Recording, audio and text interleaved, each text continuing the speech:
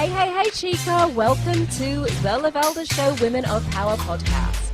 The show where women share their personal power tools, the techniques, strategies, and ways of being which have enabled their business and life success. I'm your host, Lovelda Vincenzi, a female speaker mentor, speaker, and event host on a mission to unleash authentic, powerful female voices onto the world. In today's episode, we'll be uncovering the power tools of Sandra Kemayou. She's a $1 million mindset and business coach and founder of Women of Wealth, who has a unique ability to tap into her clients' strengths and weaknesses to spot knowledge and revenue gaps and devise a strategic, one-of-a-kind, wealth-generating business approach. It's exactly this talent that has enabled her to help clients around the world pull in over $100 million in revenue. Sandra was raised with business in her blood and knows what it takes to build a successful, profitable business. She knows what needs to happen, the action steps, mindset, the challenges that can arise, and she also knows how to seamlessly navigate through all of this. From working with billion-dollar companies in corporate America to individual coaches and small business owners, Sandra knows exactly how to build profitable businesses that use wealth to transform their lives. In this fun-filled, no BS, giggle-packed episode, you will get real and authentic rawness in terms of what it takes to really build a grounded and profitable coaching business. Now, remember, all the links shared in this show can be found within the show notes. And the only way to make sure that you get your regular fix is to click that subscribe button right now to make sure that you get updates as soon as a new show is added. I think that's quite enough for me right now. I'm too excited. Let's get on with the show. Hey, welcome back to the Lovelda Show Women of Power podcast.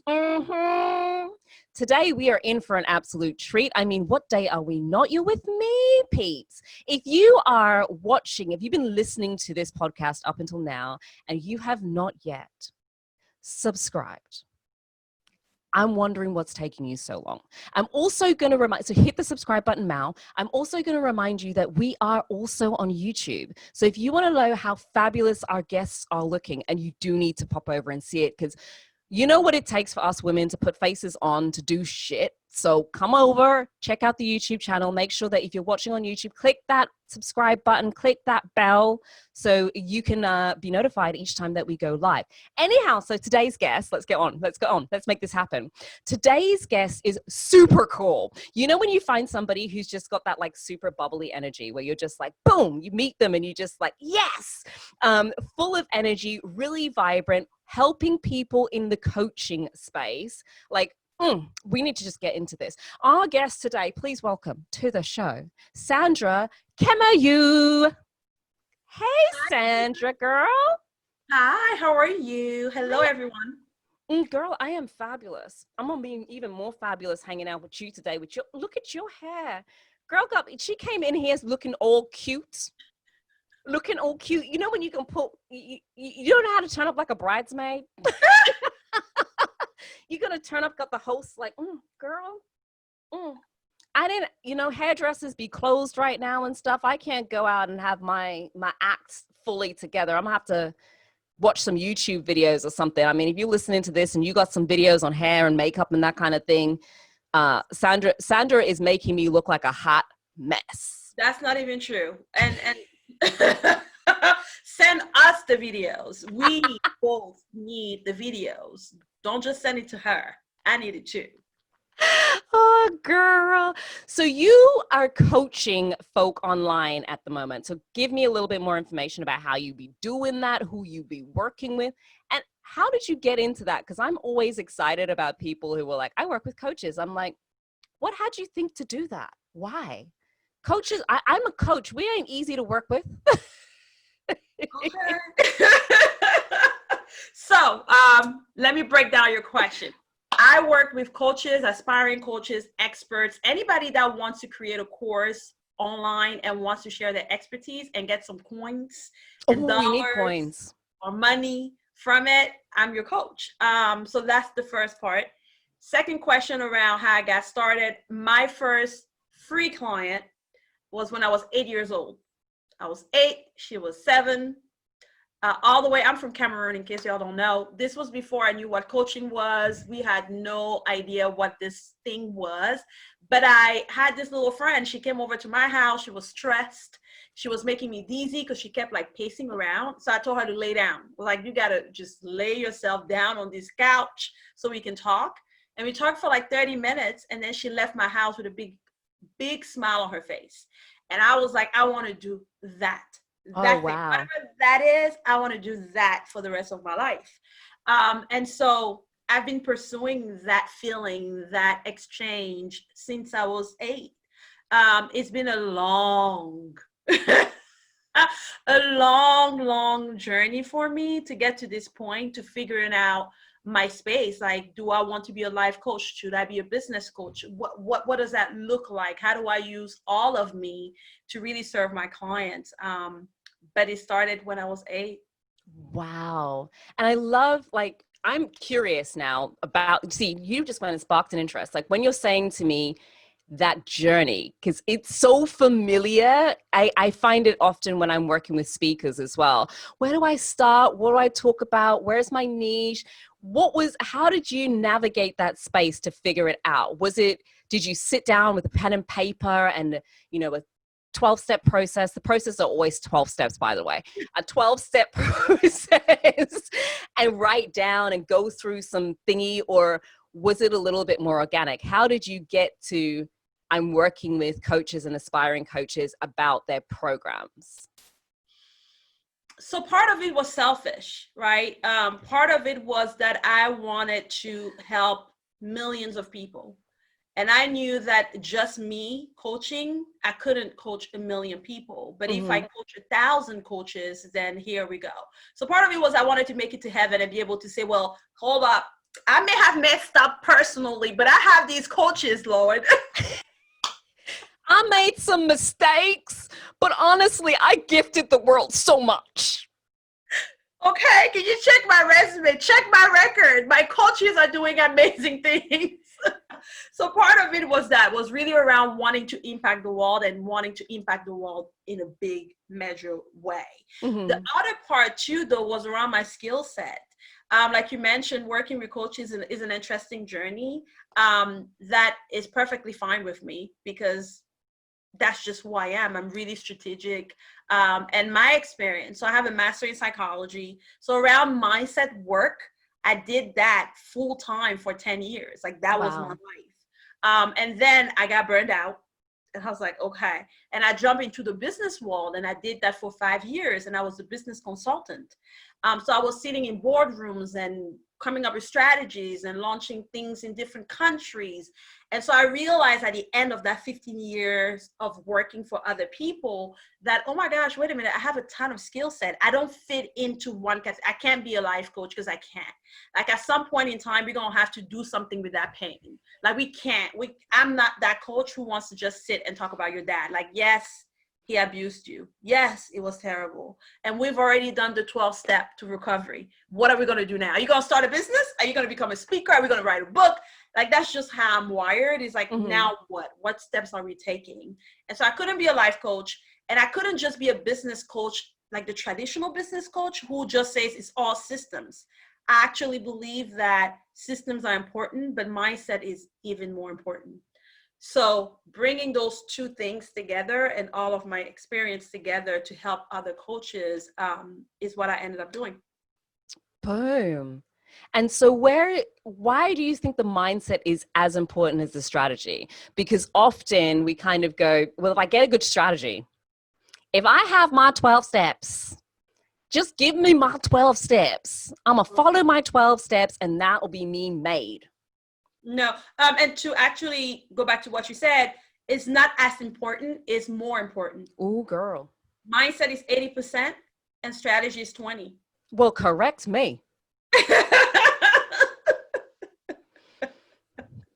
Girl, educate me, correct me. So why is the mindset more important than the strategy? Don't let me get it wrong, because Sandra can catch me. No, boo, that's not what I said. Not what I said. No, it's more important because otherwise you will self-sabotage. When you look at the coaching industry, everybody got a freebie. When I say everybody, I'm saying like everybody, it's a starting line, right? If you don't have a freebie, you don't have a funnel, you don't have your marketing, then you need to hire me. But let's say that you have those pieces. You will see somebody with all the 12 steps making $5,000 a year or charging $1,000. And then you see somebody with the 12 steps charging $30,000 for the same course or something even less valuable. And when you ask yourself, like, okay, all things being equal, what is it that the 30K person has that the $5,000 a year person doesn't have? I know what it is. It's luck. They lucky ass bitches. They're lucky. She's cute. Like she knows people. Yeah, it's mindset. It is mindset. Like where you believe that you are worthy. I think for women, especially, is this idea of taking space. Ooh. And what is challenging, I only work with women coaches. That's it. That is that's what I do. And the biggest thing is this idea of hiding in plain sight, where you will work with somebody who has spent their whole life helping everybody else. You know, she's so good at sharing people on. She's so good at being a mother, a wife, and she's visible, like she has a social media account, but she's hiding in plain sight, meaning she's not tapping into her full potential. She's scared to take space. She's scared of her own voice, her own greatness. And so that's the mindset piece where when I say to you, okay, now we got your funnel working, girl, you got your ads going, girl, you're going to need to then step into this place where you get on a call with somebody and you ask they ask like, so how much is this? You're going to need to be able to say it in a way that you believe in it. Right. And a lot of people can't. A lot of people feel like they're not worthy. Do you know what? It's funny you say that because I remember y'all are going to think this chick is like so messed up. So I remember when I started my first business, and forgive me if you've been listening to this podcast before and I've like already told this story because I can't even remember, but it's such a good story in my mind anyway. And when I started my first business, I was doing events, and I remember thinking, I started by I would do these I was doing these dinners, and the coach I had at the time, first I'd gone to them with this great idea. I said, I've got this idea. And he goes, so have you got a list or an audience or whatever? And I was like, no. He goes, so how are you going to sell it? And I went, you're a sales coach. That's where you come in. Apparently I was wrong. That's not how it works. So he told me to go away and, test the idea, see if anybody would be interested. So I changed it around a bit, literally invited a bunch of my friends along. I'd started a business. I called it Dine Events. And it was like an entrepreneurial dining experience where I'd bring entrepreneurs together to have dinner. And so when I did the first couple, I just said to people, look, I just want to get a bunch of my entrepreneurial friends together for dinner. And so everybody was paying for their own dinner. I was just making the invitations, and then the bill would come and we'd split it out. After about 2 or 3 of these, and people were like, oh my God, that was really good. Now it was time to turn it into a business. This meant it was time to charge people. Oh my Lord, how things changed. I mean, I wasn't even charging a lot. It was like £25. I was making like £4, maybe I'd get dinner for £20. I was making £5 per person, if that, right? So it wasn't a huge amount for dinner. It wasn't an expensive dinner that I was promising people. I was negotiating ridiculously hard with the venues to get it in at a good price. And nonetheless, despite the fact that I was pretty much working for less than freaking minimum wage, I was finding myself in the conversation now that there was a money exchange. As soon as it was that conversation of, okay, here's the price, I remember being like, so, and all of the like, it's just like a contribution, and then but I couldn't just sit there and say, okay, so you're in, so that would be £25. Could not do it.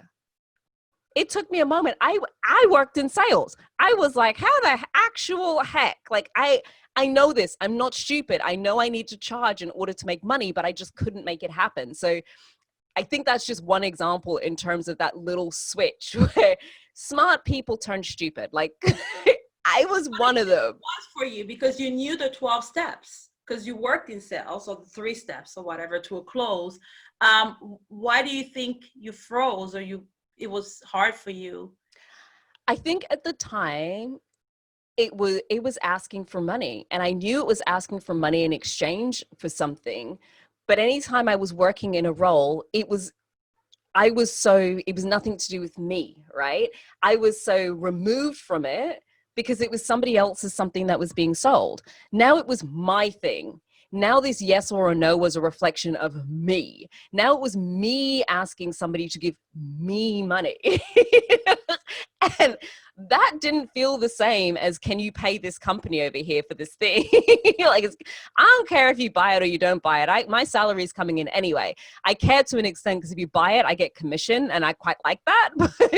But if you don't buy it, I'm just doing a job, right? But I couldn't have that black and white feel because I was so intertwined with the sale and what that meant or what it didn't mean and what it said about me or it didn't say about me. And that was a journey. I was not anticipating that, especially because I thought, I got this. I'm a salesperson. But it was different. It was totally different in that. And I can see it a lot in the coaching space because it's not a physical something, right? It was an experience. And in that space of an experience or something less tangible, it can be harder to kind of justify the value because you have to understand the value in a slightly different way. Whereas with a product, you go, it costs this much, I put this much margin, you can almost make it a little bit more black and white. With a service, it's like, it cost me my Zoom credits, but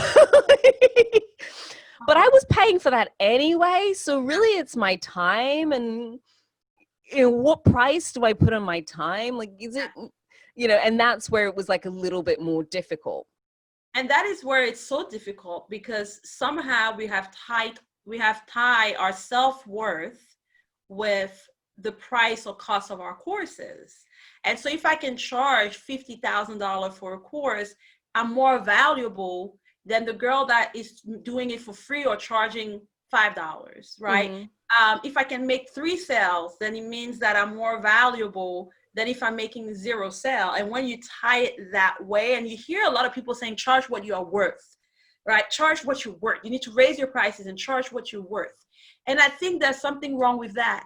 Oh, girl, don't even get me started. Something so wrong with that, because for me, you can never pay me what I'm worth. It's almost like saying that there's a value, there's an amount of money to buy a human. Like, what's the cost of a woman these days? Is there a cost? I'm just asking, like, are we back to those days? Like, what's happening here? I hear it's 3 goats and a cow.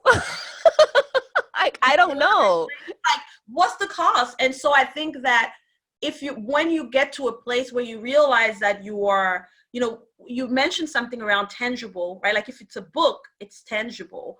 With coaching, it's not as tangible. And so what are you charging for? And I say you're charging for the person's life. When you get me from, I started coaching when I was 8. You get my expertise in the boardroom. You get my expertise with launching $1 million projects. You get my expertise as a mom. You get my expertise as a Black woman living in a man's world. Like, you get so many layers of me where you're buying me, right? And there's no price point. So sometimes I get on a call with people who say, oh, I don't want to insult you by giving you, like if I say my price is this, and they say, oh, I don't have that amount and I don't want to insult you by giving you something, a different price. I'm like, you're not insulting me because you're not, like, I'm not tied to the price of my program or courses. I think when you can make that shift, it really helps you being able to be the best coach you want to be and charge what you want or charge less. I've had clients on the call where I'm like, yeah, my course is typically this, but I like you, so I'm going to give it to you for whatever price. It doesn't, I don't go home at night and be like, oh my gosh, I can't believe I'm only worth $5. Like, I'm so sad. But I used to. It took me a while, right? It is a journey to getting to that place. Oh, girl, that, like, what you just shared there was a da-da-da-da-da-da-da, like, beautiful moment. Like, that could not have come in any better. I'm just like, because I think it is a journey that a lot of women go on, or a lot of women are mixed up in and don't even know it, that actually the pain and the suffering and the dissatisfaction, the frustration is in that tie you don't even know that you've made. And I remember when I started like jumping on calls, when I kind of got okay with, look, I have a natural ability to sell when I'm selling my way. It doesn't work when I follow somebody else's 12-step process. And my way means that sometimes, and it's unconventional, like literally if you're on a sales call with me, sometimes I will literally make something up to suit your needs, because when I'm on the call, it's not about which of these products, it's about how do I feel like I can best serve you right now to move you forward. If I can. I mean, I've had some recently where I've said, you don't need me. Either you need this person or there's something else that you need, like your focus right now, even though I could do that, that's not my focus. So I can see some things, but you need to come back when these things are in place. But I'm not kind of saying these are the products and these are exactly how it is. I have those, but sometimes I'm talking to somebody and I'm like, you need something custom. Need something and sometimes those custom things, you better believe they come back and then they're now in the product suite. I was like, damn, that was so good. Like, that was such a good one. You know, I might sell some more of those. But there is a beauty in disconnecting those two. Yes. It has nothing seeing them to as separate. It's not about you. Like, it really, for me, I used to be terrible at sales. When I say bad, when I first started, I got 52 no's in a span of like 3 weeks. Get out. I mean, you were persistent. I'm not going to quit. When I say back to back, and it's interesting because the no's were coming not because the calls were bad. The women will cry on the call, this is the best conversation I've ever had. You've changed my life. I'm empowered. And I will tell my husband, like, babe, she cried. Like, this. Did you make the sale? No. It's not about that, babe. She cried. I changed her life. Did you make the sale? No. Why not? We didn't get to that point. We didn't make it there. She was in tears. What was I supposed to do? You know, she doesn't have money. I will buy into their stories, right? And then I thought it was a coaching call versus a sales call. So I will get into coaching. And then they're like, oh yeah, I can figure this out on my own. Thank you for empowering me to see just like, all that I am. It was so bad. And I had to spend so much money on getting good at it and hiring sales coaches and all that good stuff. And what I have finally landed to is exactly what you said. That really is, how do I best serve you? And sometimes it's not by you working with me. I'm super clear. I'm not for everybody. And so I'm okay. Many times I'll get on a call and say, you know what? Either you're not ready for me yet, or you already did this. You've been in 3 coaching programs. Like, so clearly it's not the 12 steps. Not the 12. You got the 12 steps. It's a mindset issue. So you joining my 12-step program won't solve this. You're just delaying. You're just trying to, you know, because sometimes that's what we do too, right? We go around the same mountain over and over again, and we are addicted to coaching and coaches. And we think we need, well, yeah, I have a funnel, but I think I need yet another funnel. I'm like, girl, no. No, you don't. So. Oh my God, girl, you were dropping all kinds of truth bombs. So what I want to know from you is, with all of the experience working with so many women, especially in the coaching space, and I suspect many of the ladies who will listen, many of the listeners are going to be women who are in that space or thinking of getting in that space. And they're probably resonating with some of this stuff, because I don't know anybody in my space who hasn't had a couple of them moments where they're like, what do I charge? Or I had a little bit of imposter when I was charging. What do you think it is that makes a woman powerful? Oh, child. Okay. I mean, we're going deep, darling. I don't want to skim over the surfaces. I think that there's nothing more powerful and sexy. I actually think powerful and sexy are kind of like one of the same. Yeah. But I think that what makes a woman really powerful is a woman who is authentic. It's really around this idea of being honest about where you are in your journey. Ooh. To me, that's real power. And being the same person, no matter what room you walk into. Ooh. So that this interview, if you were Oprah, that it will be going exactly this way. That I wouldn't bring in this other version or this representative of mine to have that interview, right? The representative, I love that. I plug Oprah everywhere I'm at because I'm like, I don't know who knows her. So your listeners might know her. And I want them to know that I'm available for an interview. But not before me. Listen, don't come on my podcast using my space to get my Oprah, okay? So I mentioned her at least once on any interview I'm at because you just never know who knows her. I'm getting closer, Oprah. I'm coming for you. I'm coming for you. It's going to be good. I might bring Sandra along with me. We'll see. Amazing. I'm ready. I have my glam team. Everything is set and ready for that interview. Everything. I've told my glam team, my stylist, like we are ready for the call. Call me. So I love what you say there about authenticity, but the clarity you have on authenticity in terms of it being the same person, showing up in the same way, like being honest with who you are and who you aren't. And I think that in and of itself can sometimes be quite confronting, just to kind of sit with, oh, heck, I don't do high-end programs because that's not me. And that doesn't mean one's right or wrong, but I've known people who pushed the high-end program, like, that is what we need to do, like 10, 20, 30, 40K programs. And the truth is they love doing the 1K programs. Like, that's where their heart comes alive. That's what they love doing. And it's being able to see that and be authentic with those things. So I love that kind of broader definition of what authenticity can mean, because I think it's a word that we hear a lot. And hearing your perspective on it, I'm like, girl, give me a mic, let me drop it. Like, boom. So you just thought the questions were hard, but I'm about to go deeper. Okay. So let's go there. In all of your life, like let's take coaching from 8, corporate, sales, working with all of these people, like building your business, etc. If you were going to take all of that and say, let me just review it and work out what made me who I am today, and you were to attribute that to just 3 things, be it a tool, a strategy, a technique, a way of being, what would those 3 things be? Can you give us number 1?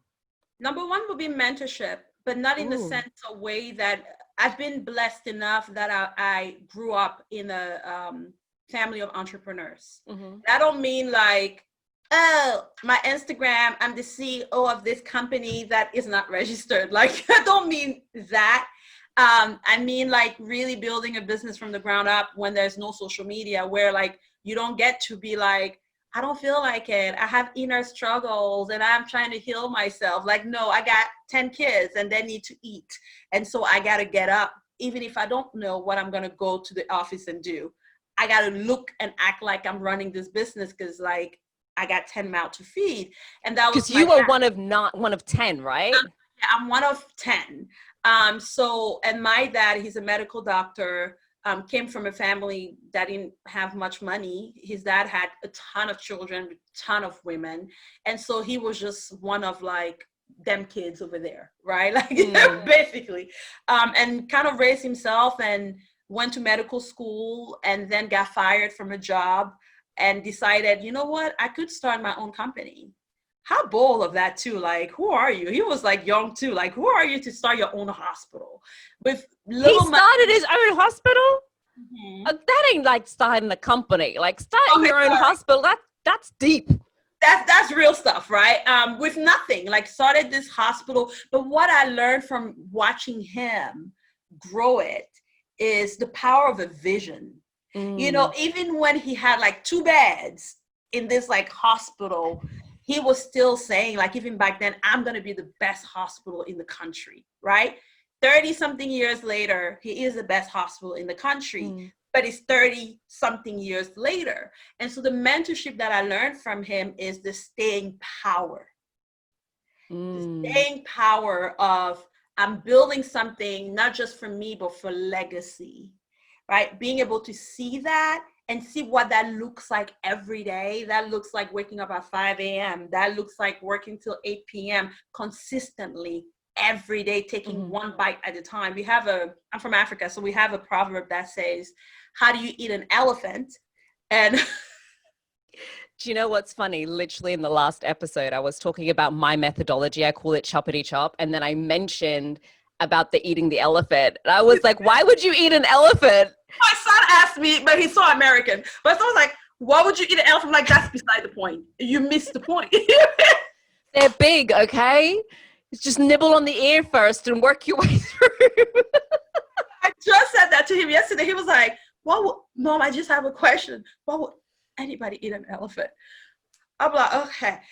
But one bite at a time, right? And so mentorship around that, around really seeing and knowing and really seeing and observing what it requires to build a successful business. And that is not being on social media and flaunting. It's that there is consistent work that needs to happen.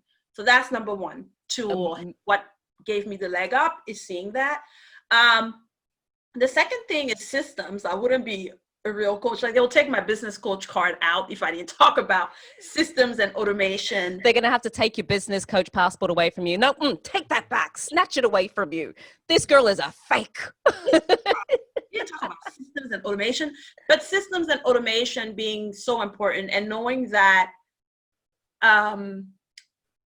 being gifted is cute, but it won't take you all the way there, right? And being called is amazing, because I know a lot of people listening that feel called to do this work, right? That's really nice and that's great, but that's not all that's required. So having systems and automation and processes in place so that your gift can shine, right? So you can free your time and allow your gift to shine. So the way you just said that, like, so that your gifts can shine, because I know that there are people who feel like, oh, I'm like tech, I'm like a technophobe. Like, this isn't my thing, you know, it's just too scary. And at the same time, you know, the bit that's missing is now that becomes a hindrance, but you haven't got some of that stuff in place. But to kind of that reframe, because you was just gonna skim over that, but I heard it. I was like, we need to pause for a minute. She gonna whiz straight past this and have us like miss the gold nugget. But using systems and automation so that your gift can shine. Now you just sit with that for a moment, you know, just a little second. That was deep. Okay. And the third one? Thank you. You're so funny. The third thing is intuition. It is really trusting, and that has taken me a while to accept, because my brain loves systems and automation and wanting to justify why I feel the way I'm feeling, wanting it to make sense to my accountant or to my spreadsheet, like wanting to explain. Wait a minute, to your accountant or your spreadsheet. Okay. Wanting to explain why I feel in my spirit that it's time to let go of this person now. It's time to fire, or it's time to pivot, or it's time to go from evergreen webinar to now doing some workshops, or to adding some live chat where I'm just like, hey guys, you're on my email list. Let's chat every Monday. There's no return on investment on there. Like, it doesn't make sense on paper. Like but my gut telling me with everything happening right now, people are looking for community, right? So listening to my intuition and trusting that without having to explain it away or even explain it, is my third thing. Like, I think we, as women, we are gifted with that intuition, but also understanding that sometimes your intuition may lead you astray or may lead you away from the thing you say you want. So there have been times in my life where, before I did the work of meditation and self-reflection, where my intuition, my default was geared towards running away from the very things I said I wanted. It's spotting the patterns, isn't it? It's being able to say, I think there's times when it makes no sense. And then at some point you've got to sit and go, wait a minute. I keep finding new things to do anytime something gets a little bit difficult. And that new thing is not anything to do with doubling down on this thing. It is completely fresh and new, which is contrary in every way, shape, and form to building anything that is substantial. Like, it doesn't happen if you keep hopping around. And I think there's a point where that hopping is happening. But when you find your calling, when you find that thing where you're like, this really excites me, it's sitting in that space. And sometimes it's going back to literally what we talked about in just the previous episode, which is being able to be with and listen to yourself fully. Because sometimes you need to sit with an intuition hit for a couple of days. You know, I get them when I'm building products, for example, new products. I used to be like, oh my God, new idea, go. Then I worked out I have a tendency to just keep myself really busy, and not in a strategic way. Just it tends to be, things get a bit quiet. I get a bit uncomfortable with the quietness. Now I've got to fill the space. So I fill it with doing stuff, but I haven't really necessarily thought it through. So now I'm just throwing things out. And then what it does is it creates things for me that be so busy that now I don't want to do it anymore, because I don't like stress. Like, I fundamentally do not function well under high levels of stress, even though I can work in very pressurized situations. But if I know I'm going into a pressure cooker, I can navigate it, but I don't like being in that pressure cooker all the time. So I had this thing where I would create it so I could sit back and just not do anything for a while. And then when I get bored, I get a ton of ideas and I just keep doing that. And then I realized, what if I just got the idea and sat with it for a bit? Like, what if I just didn't do it straight away? What if I just took a moment to sit with it, and until I'm pulled forward to it, like there's nothing I want to talk about or do anything more than this. Not a, wouldn't it be great if, but it's like, I have to, like, everything in me is now moving me towards it. And everything in my body is telling me this is the right thing to do. And I think that's like the little distinction, where it's like intuition, which is just action for the sake of action, versus inspired action, which is effortless. Oh, I love inspired action. It's when you get an idea and that email that would normally take you ages, it's just out. Like, you know, you sit down and you just write a post and it's like just through you. You put it down, you send it out, you forget about it because you weren't really thinking that deeply about it anyway. You come back to it, you're like, whoa, who the frick is watching those ones? Best ones. Yeah, those ones there. That's amazing. Did we get to 3? We did. So intuition, mentorship, and systems. Intuition, mentorship, and systems. Girl, you got a bundle of personality and a heck of a lot of skill and talent, and I mean, the stuff that like depth behind you. And so I know there's going to be people listening who are like, oh, give me a bit of Sandra. Do not write in to tell me about my singing. Please don't. I know it's terrible. It's something that I feel deeply, like maybe one day, you know, maybe let me live with the dream. Don't write in about the singing. Dude, do you know what? I feel like I should be a singer. Like, in my spirit, I'm Beyonce. Like, honestly, like, if really in my heart, if you ask me, like in your heart, in your soul, like, what do you feel like you were supposed to be doing with your life? I should be on stage singing. The problem is, supposed to be an entertainer. I can't sing. But I don't care. Because I feel like it's okay. Remember when we talked about the lesson around staying power? I feel like, so what? I'm not gifted at singing. So but do it anyway. There's something about get your earplugs and showing up consistently and doing it with the love of God and just blessing people. Like, there's something about that, and I'm with you with that. We might do a duet. Oh, keep watching. It's going to be the Lovelda Sandra duet.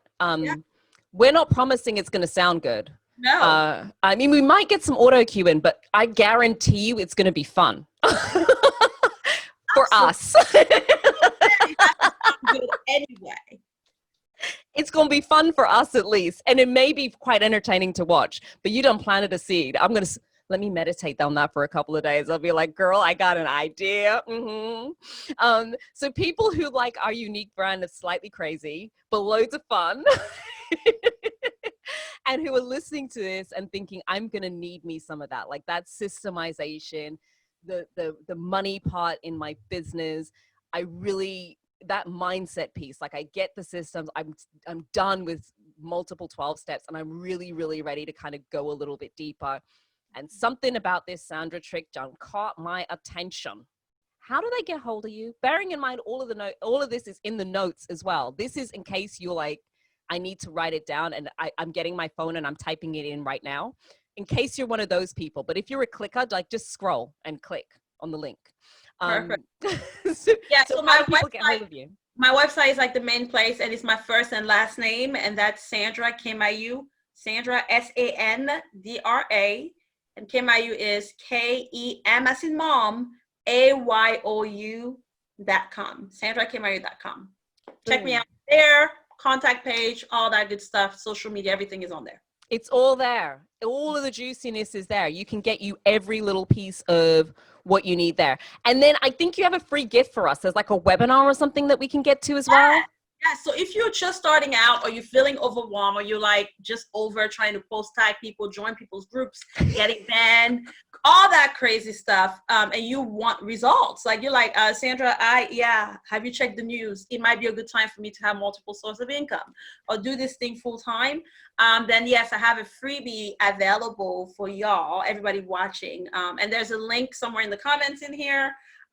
Or also if you head over to my website, you'll see it there. It's an amazing, powerful webinar that tells you exactly what you need to do to get started or scale your business. So no matter where you are in your coaching life. Yeah, basically, if you want to make more ching, you need to go over and find this webinar, get on it, and don't just listen to it, like implement it. Please take some action. Sandra, I'm gonna let you have the honors. I'm so good like this. I'm such a gracious host. Let me pat my back. I'm such a gracious host. So what I'm gonna do is I'm gonna ask you, how should we wrap this up today? What are your closing words for people listening, where it's like, here's the one thing they should really be taking away from today?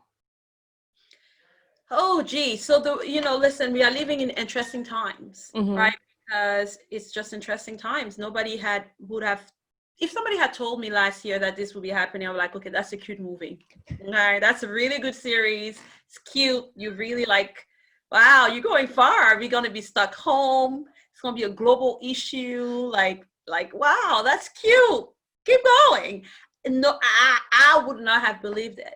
And I think what this has brought to surface is that life is short. I think we hear this all the time, but there's something about turning on the news and keep hearing crazy numbers, right? Life is short. And that if you have a dream in you, a passion, a vision, something that's calling you, that's pulling at you, is that it is meant for you to do it. And that if you are called, you are qualified, right? Really knowing that and resting in that is important.